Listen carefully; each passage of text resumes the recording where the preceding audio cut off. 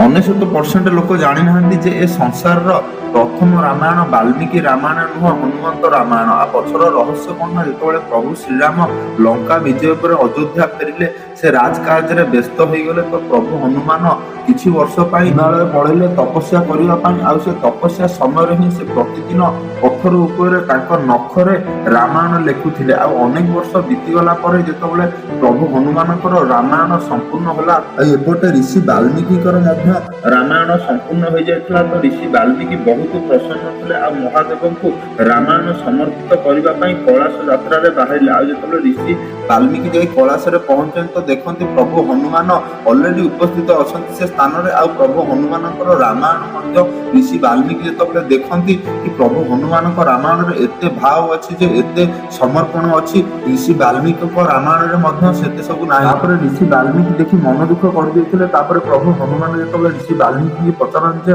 ଆପଣ ଏତେ ମନ ଦୁଃଖ କାହିଁକି କରିଦେଲେ, ସେଇଠି ଋଷି ବାଲ୍ମୀକି କହିଲେ ଯେ ମୁଁ ଏତେ ପରିଶ୍ରମରେ ପ୍ରଭୁ ଶ୍ରୀରାମଙ୍କ କଥା ରାମାୟଣ ଲେଖିଥିଲି, କିନ୍ତୁ ଆପଣଙ୍କ ରାମାୟଣ ପଢିଲା ପରେ ଆପଣଙ୍କ ରାମାୟଣରେ ଯୋଉ ଭାବ ଅଛି, ମୋ ରାମାୟଣର ତ ଆଉ କିଛି ଅର୍ଥ ହିଁ ରହିଯିବନି, ମୋର ଲେଖା ହୁଆ ଆଉ କେହି ପଢିବେ ନାହିଁ। କିନ୍ତୁ ସେଇଠି ପ୍ରଭୁ ହନୁମାନ ହସିକିରି କହିଥିଲେ ବ୍ୟସ୍ତ ହୁଅ ନାହିଁ। ତାପରେ ପ୍ରଭୁ ହନୁମାନ କଣ କଲେ ନା, ଯୋଉ ପଥରରେ ସେ ରାମାୟଣ ଲେଖିଥିଲେ ସେ ପଥରକୁ ଗୋଟେ କାନ୍ଧରେ କାନ୍ଧେଇଲେ, ଆଉ ଋଷି ବାଲ୍ମୀକି ଗୋଟେ କାନ୍ଧରେ କାନ୍ଧେଇ ସମୁଦ୍ର ଆଡକୁ ଉଡିବାକୁ ଲାଗିଲେ। ଆଉ ମଝି ସମୁଦ୍ରରେ ସେ ପ୍ରଭୁ ହନୁମାନ ଲେଖିଥିବା ରାମାୟଣ ଶିଳାକୁ ବା ହନୁମନ୍ତ ରାମାୟଣକୁ ସେ ସମୁଦ୍ରରେ ପକେଇ ଦେଇଥିଲେ, ପ୍ରଭୁ ଶ୍ରୀରାମକୁ ସମର୍ପଣ କରିକି। ଆଉ ଯେତେବେଳେ ଆସନ୍ତି ଋଷି ବାଲ୍ମୀକି ଦେଖିକିରି ପ୍ରଭୁ ହନୁମାନଙ୍କର ତ୍ୟାଗକୁ ସେ ଭାବ ବିହ୍ୱଳ ହେଇଯାଇଥିଲେ। ଆଉ କହିଥିଲେ କି ଆପଣଙ୍କ ଭକ୍ତି କରିବା ପାଇଁ ମୋର ଏ ଜନ୍ମ କମ ପଡିବନି, ଆଉ ଗୋଟେ ଜନ୍ମ ମତେ ନବାକୁ ପଡିବ। ଯାହା ଫଳରେ କି କୁହାଯାଏ ତୁଳସୀ ଦାସ ସେ ଋଷି ବାଲ୍ମୀକିଙ୍କ ପୁନର୍ଜନ୍ମ। ଆଉ ସେଥିପାଇଁ ତୁଳସୀ ଦାସ ରାମଚରିତ୍ର ମାନସ ଲେଖିବା ପୂର୍ବରୁ ସେ ହନୁମାନ ଚାଳିଶା ରଚନା କରିଥିଲେ। ପ୍ରଭୁ ହନୁମାନଙ୍କ ଆଶୀର୍ବାଦ ନେଇ ସେ ରାମଚରିତ୍ର ମାନସ ସମ୍ପୂର୍ଣ୍ଣ କରିଥିଲେ। ତ ଗର୍ବର ସହିତ ଆମ ଚ୍ୟାନେଲକୁ ସବସ୍କ୍ରାଇବ କରି କମେଣ୍ଟ ବକ୍ସରେ ଜୟ ଶ୍ରୀରାମ, ଜୟ ବଜରଙ୍ଗ ବଲି ଲେଖିଦିଅନ୍ତୁ।